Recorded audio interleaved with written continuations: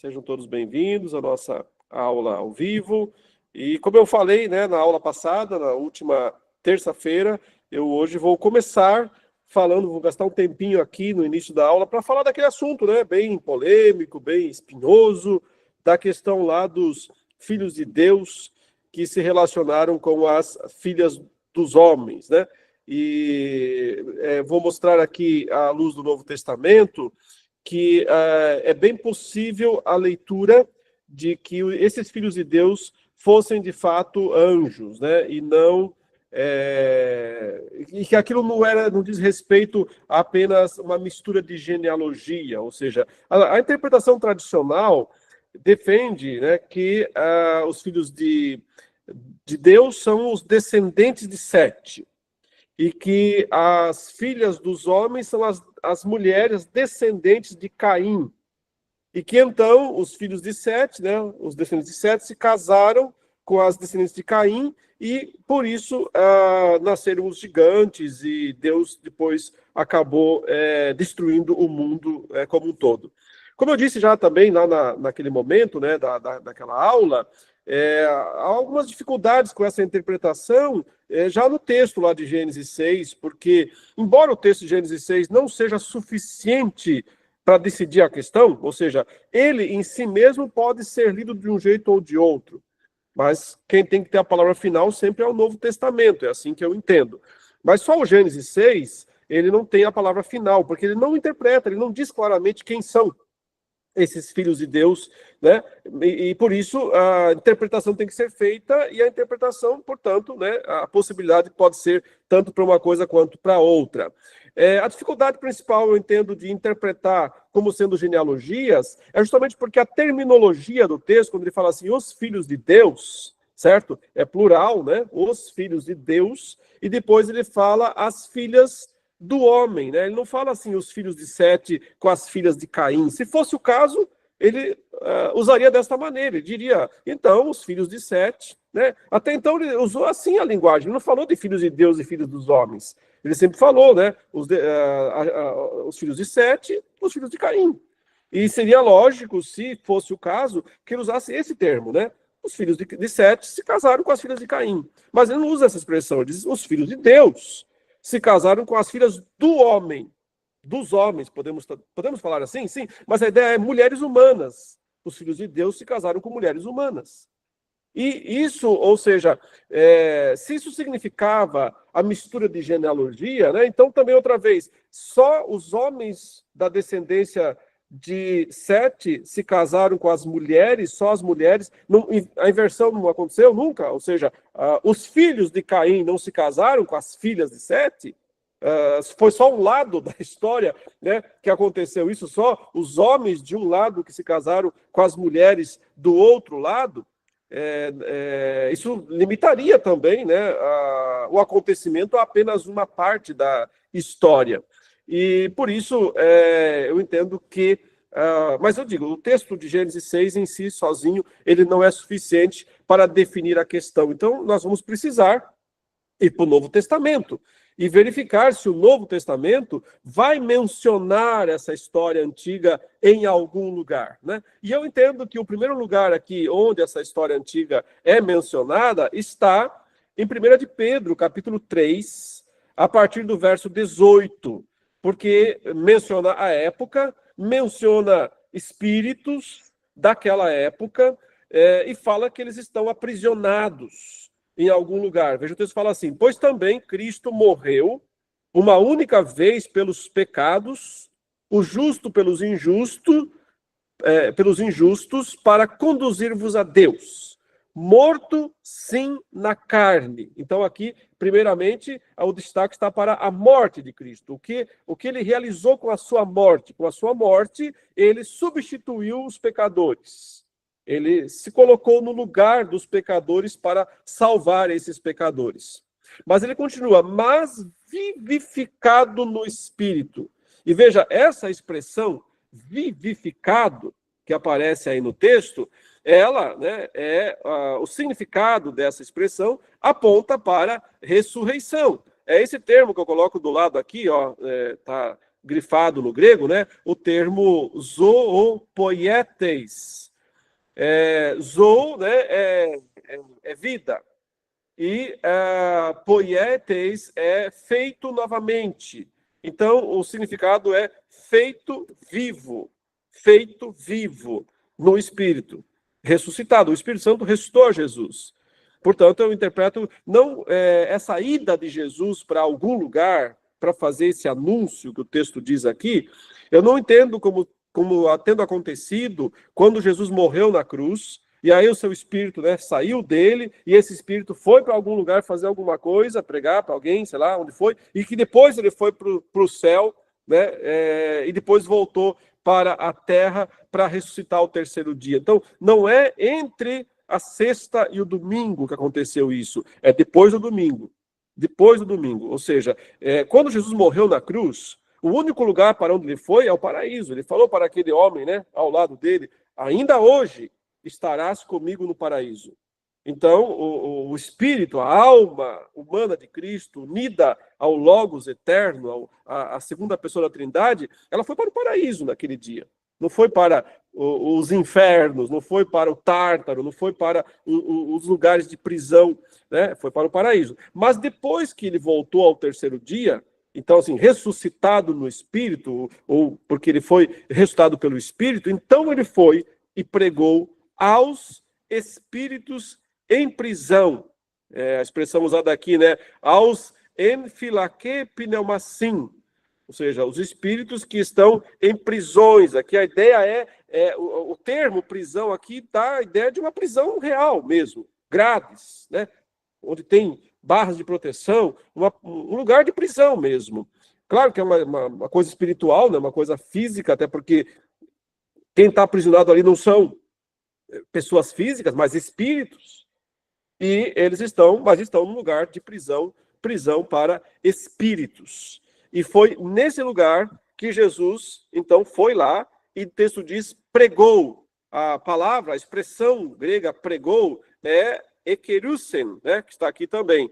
E ela significa fazer um anúncio. O texto não diz pregou o evangelho para eles, ou pregou a salvação para eles. Fez um anúncio. Fez um anúncio para eles. Um anúncio do quê? Ele anunciou alguma coisa para aqueles espíritos aprisionados. E Pedro fala isso, né? E aí menciona quem são esses caras. Ele fala, os quais, noutro tempo... Então, veja a comparação. Foi e pregou aos espíritos em prisão, os quais, a ideia estão aprisionados agora, enquanto Cristo foi lá pregar. Mas noutro tempo, lá no passado, é que eles pecaram. Ele vai falar, então, do momento em que eles cometeram o pecado que os colocou nessa prisão, os quais, noutro tempo, foram desobedientes. A desobediência que eles praticaram diante de Deus. Eles não obedeceram o que Deus mandou fazer. E aí ele diz em que momento isso aconteceu, essa desobediência. Ela aconteceu quando a longanimidade de Deus aguardava nos dias de Noé, enquanto se preparava a arca. Aparentemente, Noé levou mais de 100 anos para construir a arca, desde que Deus deu, né, o veredito de que ia destruir o mundo e mandou Noé, deu a planta, né, para que Noé construísse, mas o tempo de construção, alguns acham que foi de 120 anos, porque Deus disse que esse seria o tempo que o homem duraria na terra, depois daquele momento. Os dias do homem serão 120 anos, o que parece ser uma contagem de tempo, ou seja, de agora, desse momento em diante, o mundo vai durar 120 anos e depois disso o dilúvio vai destruir a todos. Acontece que nesse tempo aconteceram justamente aquilo que é mencionado lá em Gênesis 6. Os filhos de Deus viram as filhas dos homens e tomaram para si mulheres, as que mais lhe agradaram. E isso aconteceu ali e aconteceu depois também, o texto diz, né, mas tudo antes do dilúvio. O dilúvio é que pôs fim a tudo isso. Então, quer dizer, só lendo essa passagem aqui, né, o leitor já teria que pensar que ele está mencionando aquela situação lá, o que aconteceu lá naquele momento, lá nos dias de Noé. Eu sei que os reformados em geral, e eu também já defendi essa interpretação, se você pegar a primeira versão do meu livro Razão da Esperança, Teologia para Hoje, que eu escrevi lá em 2006, certo? Você vai ver que eu defendo essa posição, a posição tradicional reformada, dizendo, olha, o que o texto provavelmente quer dizer aqui é que Jesus pregou através de Noé para os contemporâneos da sua época e anunciou a salvação para eles, mas eles não quiseram, foram rebeldes e por isso eles foram destruídos, né? O dilúvio os destruiu.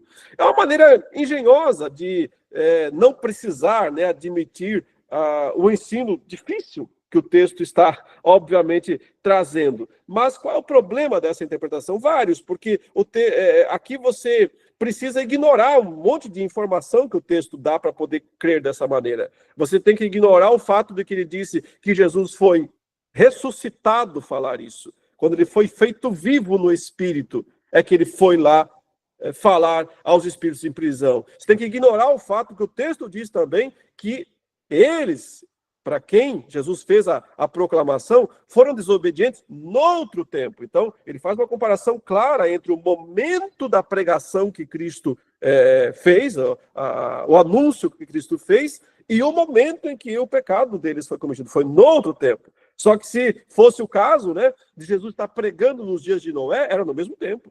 Era na mesma época. Então, não faria sentido essa comparação, os quais, no outro tempo, foram rebeldes. Então, essa é uma parte aí a ser ignorada. E a terceira parte ignorada, para poder sustentar essa interpretação, né, tradicional, é que, bom, onde a Bíblia diz que Noé pregou salvação para alguém? Onde foi que Noé pregou salvação para alguém? Sim, Pedro chama Noé de pregador da justiça. Já vou ver esse texto. Pregador da justiça. Mas veja isso, pregador da justiça.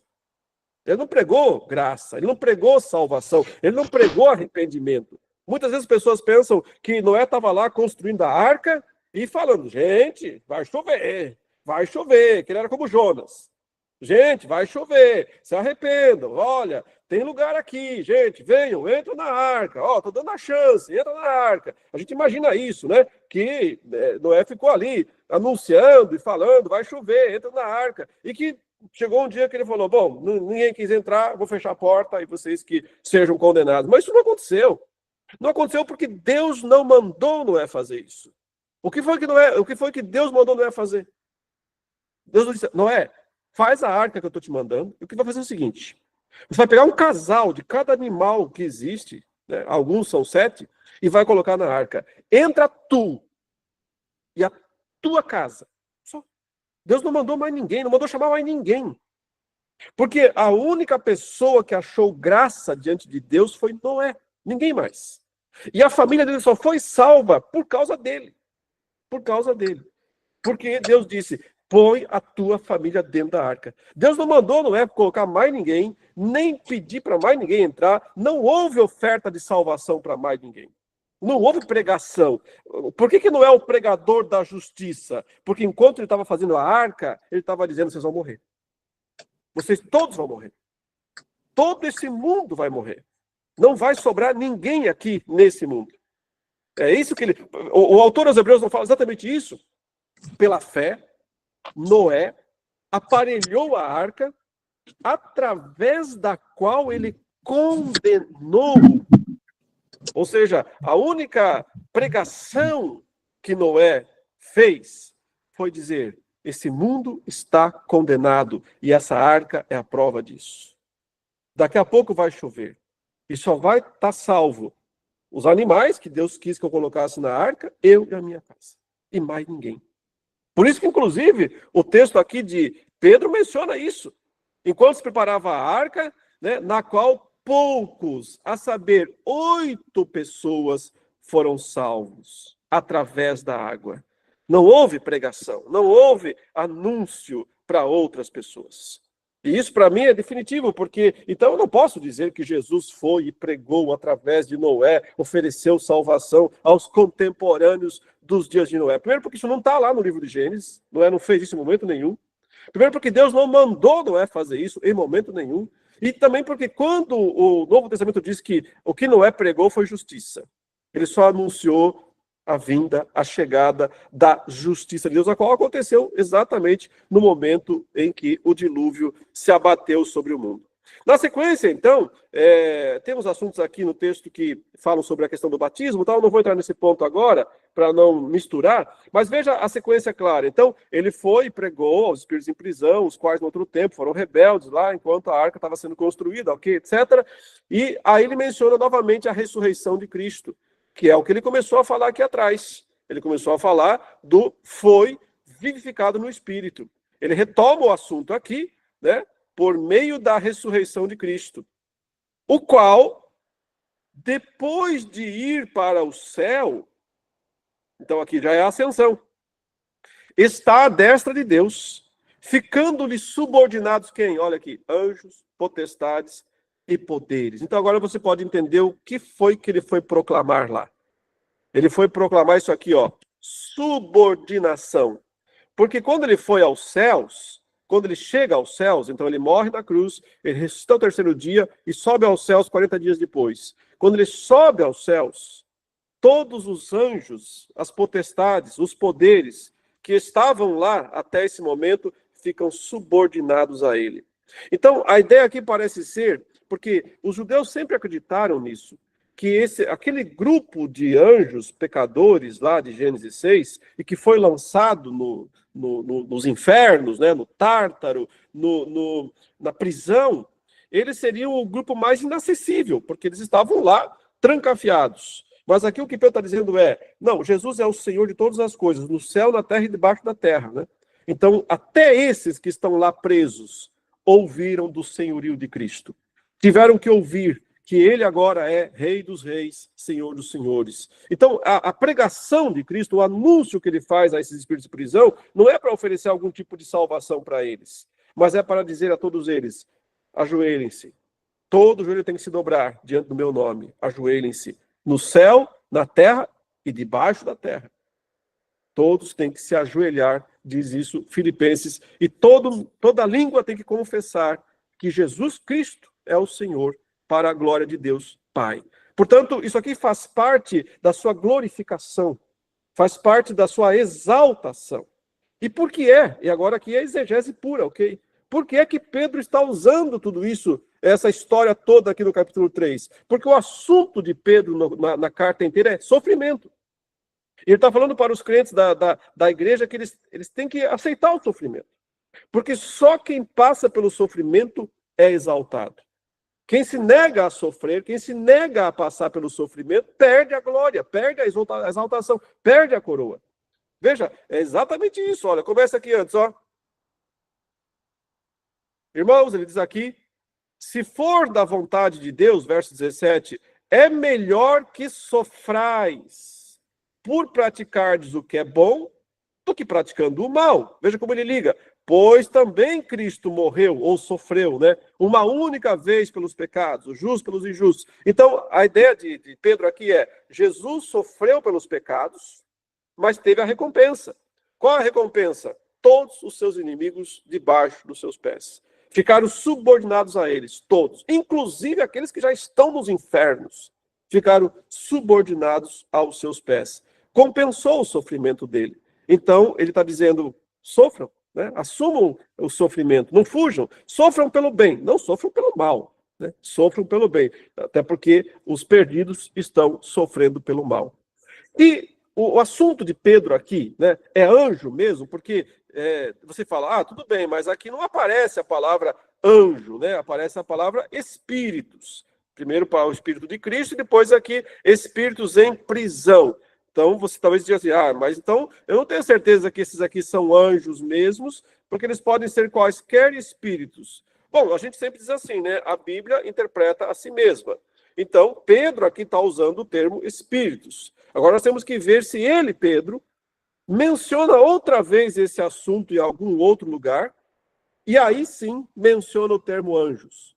Agora nós vamos para a segunda carta de Pedro, é o mesmo autor, certo? A segunda carta de Pedro. E aí nós temos a expressão clara. Ele diz aqui, ora, se Deus não poupou anjos, ok? Anjos. quando pecaram, antes precipitando-os no inferno. É interessante aqui essa expressão, deixa eu colocar o texto grego também aqui do lado, 2 Pedro 2,4, né? Então ele fala aqui, né, se Deus não poupou os anjos, os ângelos que cometeram esse pecado, né? Deus não os poupou, mas ele enseirais zofo tartarossas. Aqui está a expressão, né? Jogou-os em algemas nas trevas do inferno. Mas você consegue talvez olhar esse termo aqui, tartarossas. É assim que se pronuncia o termo grego, que é traduzido aqui por inferno, ok? Mas não é inferno mesmo, porque a palavra inferno no grego é Hades, Hades, que não é a palavra que aparece aqui, certo? A palavra que aparece aqui é tártaro, tártaro. O tártaro era, na mitologia grega, né, o inferno dos infernos, era o local mais terrível no inferno, né?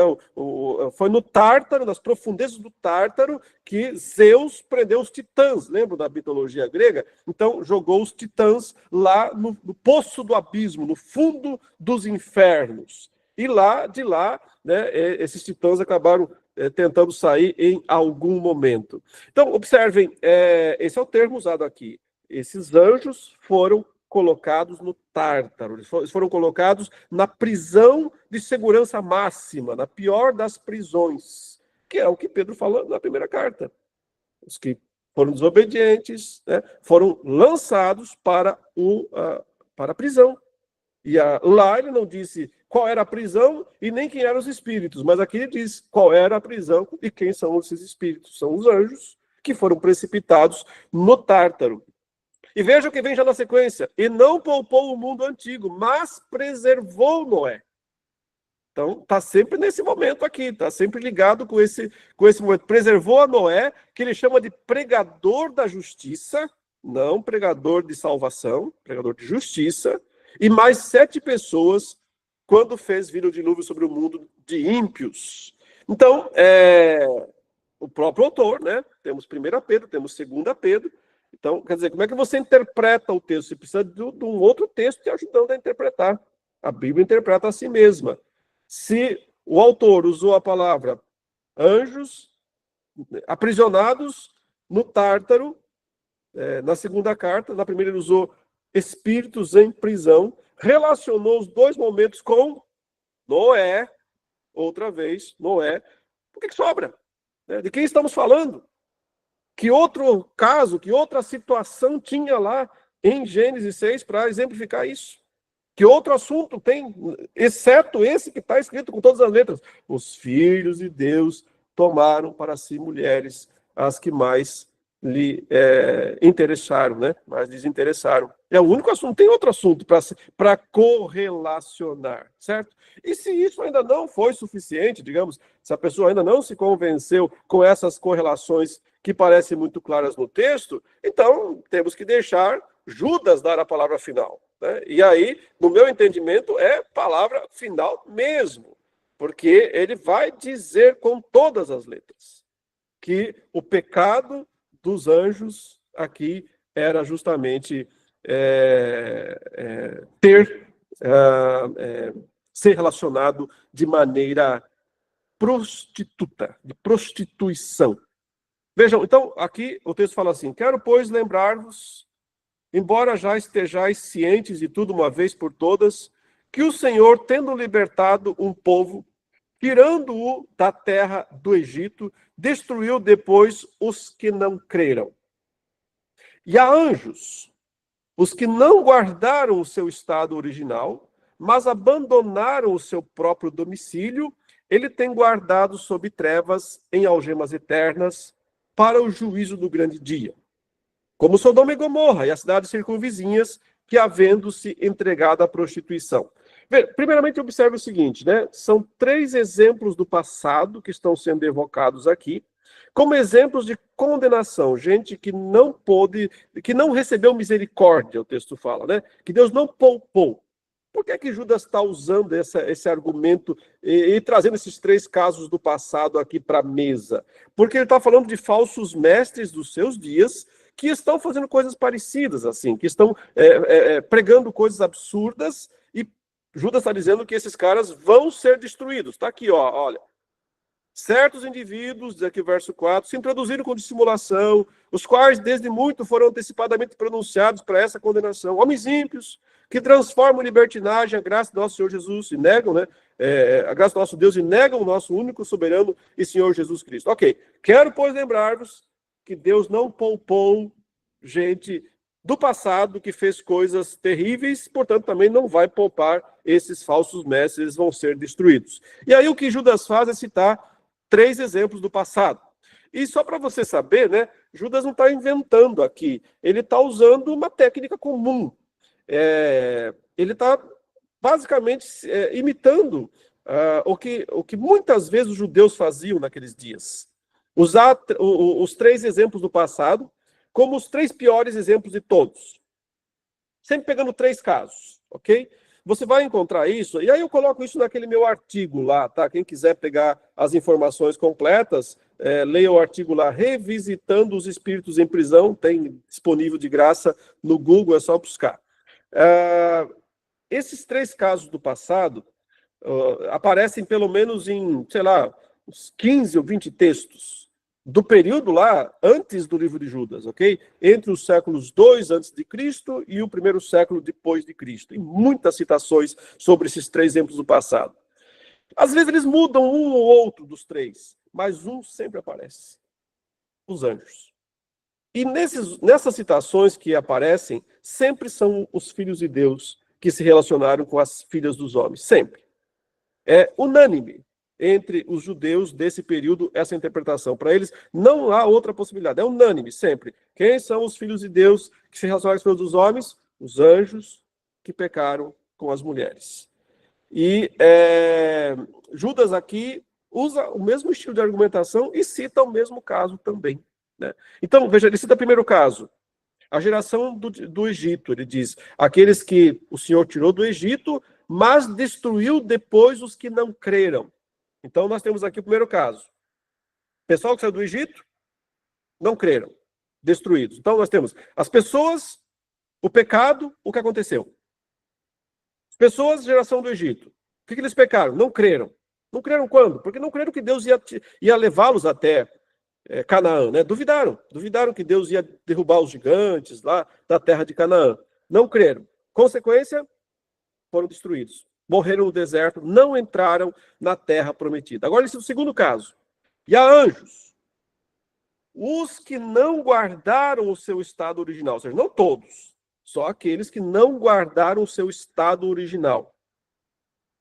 E esses anjos, que abandonaram o seu próprio domicílio, onde eles moravam, portanto, né, que era o céu, eles então foram guardados sob trevas, em algemas eternas para o juízo do grande dia. Então, um pecado sem perdão, igual daquela geração do Egito, pecado sem perdão, lançados no Tártaro, isso foi Pedro quem disse, aqui Judas fala, lançados sob trevas em algemas eternas, aprisionados. A mesma ideia de anjos em prisão. Veja, são 3 textos falando sobre isso, tá? 1 Pedro 3 falando espíritos em prisão, 2 Pedro falando anjos em prisão, Judas falando aqui anjos em prisão, anjos algemados. Então, quer dizer, tem como negar que a evidência bíblica é fortíssima para dizer, existe um grupo específico de anjo que está aprisionado em algum lugar porque fez algo muito terrível lá no passado. O que foi esse algo muito terrível que ele fez? Aqui, primeiramente, Judas é meio genérico, ele fala assim, eles não guardaram o seu estado original, certo? Eles abandonaram o seu próprio domicílio, mas não disse especificamente o que foi, então a gente tem que ler um pouquinho mais para ver se ele vai dizer. Na sequência, ele vai citar o terceiro exemplo, ele diz, como Sodoma e Gomorra, que também sempre é citada, né? Esse é um dos grandes exemplos dos piores do passado, que foram punidos por Deus. Sodoma e Gomorra. E as cidades circunvizinhas, que, aí vem o pecado, havendo se entregado à prostituição. Esse é o pecado que os moradores de Sodoma fizeram. Que prostituição? Todas aquelas relações lá, sodomia, né? Até hoje a gente chama de sodomia isso, por causa de Sodoma. Então, esse foi o pecado que eles cometeram, né? E aí tem essa próxima expressão, que é a expressão mais ignorada por todo mundo que lê o texto, passa batido. Como aqueles. Como aqueles. Quem são esses aqueles? Essa é a resposta que tem que ser dada. Ele está relacionando, está dizendo, olha, Sodoma e Gomorra, que se entregaram à prostituição, que seguiram após outra carne, olha essa expressão aqui, seguindo após outra carne, porque o que é seguir após outra carne? Então, são as relações homossexuais lá mesmo, ok? Essa é a ideia. Não é o modo natural, não usaram o modo natural, eles perverteram o seu estado natural, Então, o que aconteceu com as cidades? Foram postas para exemplo do fogo eterno sofrendo punição. Ok, beleza. Então, mas o problema é essa expressão aqui, como aqueles. Quem são esses aqueles que ele está comparando com Sodoma e Gomorra, que se entregou à prostituição e que seguiu outra carne? Esse como aqueles aqui no grego, tá? Deixa eu só tirar essa abertura. Esse pronome aqui, ó, tutóis, tá? Que é um pronome demonstrativo e que diz respeito, né, no grego, em geral, quando se usa esse pronome demonstrativo aqui, né, está dizendo respeito ao grupo mais próximo que foi mencionado, o grupo mais recente que foi mencionado. E o grupo mais recente que foi mencionado, antes de Sodoma e Gomorra, quem foram? Quem foi esse grupo? Exatamente, os anjos. Os anjos que não guardaram o seu estado original, mas abandonaram o seu próprio domicílio. Aqui, gramaticalmente, né, é muito forte a evidência de que aqueles aqui, ok, se aplicam a esses recém-mencionados aqui em cima.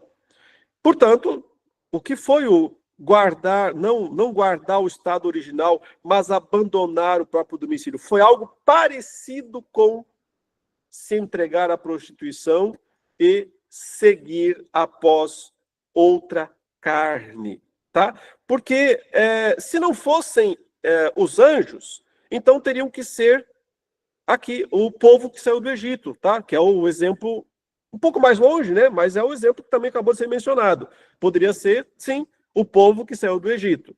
Só que, no caso do povo que saiu do Egito, ele já disse qual foi o pecado deles. Não foi prostituição ou ir após outra carne. Foi incredulidade.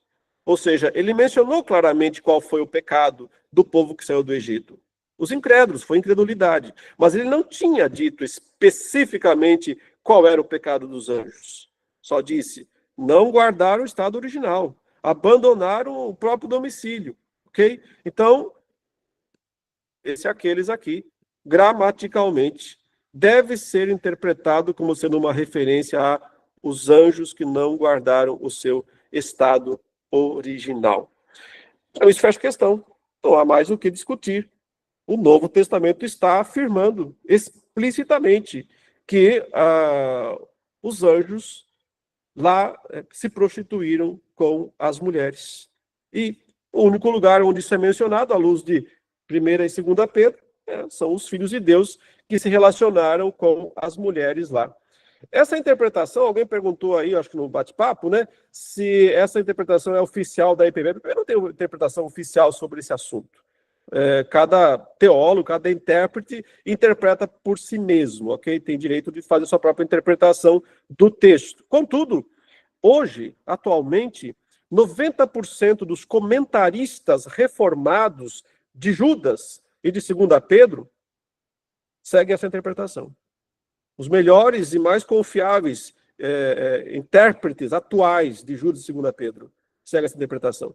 Fora, se você pegar de 100 comentários que existem hoje, uns 80 seguem isso. Pouquíssimos ainda mantêm algum outro tipo de interpretação aqui desta passagem. Tá?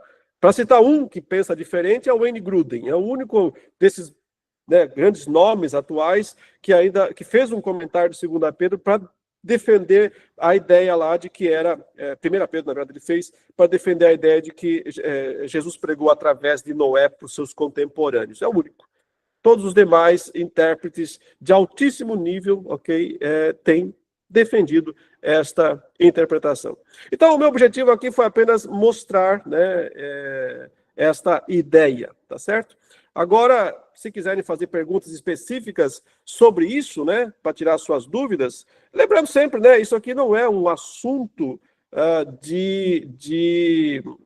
como é que eu vou dizer, que vai decidir se alguém é salvo ou não é salvo, se alguém é reformado ou não é reformado, se alguém segue isso. Não. É um assunto periférico, né? Um assunto periférico, não é um assunto essencial para a fé de ninguém. Contudo, né, é preciso fazer justiça ao texto. E o texto aqui, quando especificamente ele fala, né, esse aqueles, eu acho muito difícil, quase todos os intérpretes que eles simplesmente passam batido aqui e não dão uma interpretação consistente. Quem são esses aqueles? Porque se eles não são os anjos, são quem? Né? São quem se eles não são os anjos? Não sabe ninguém, a não ser eles, porque são logicamente e gramaticalmente os próximos aí mencionados. Bom, é isso então, um resumo, né, desse assunto.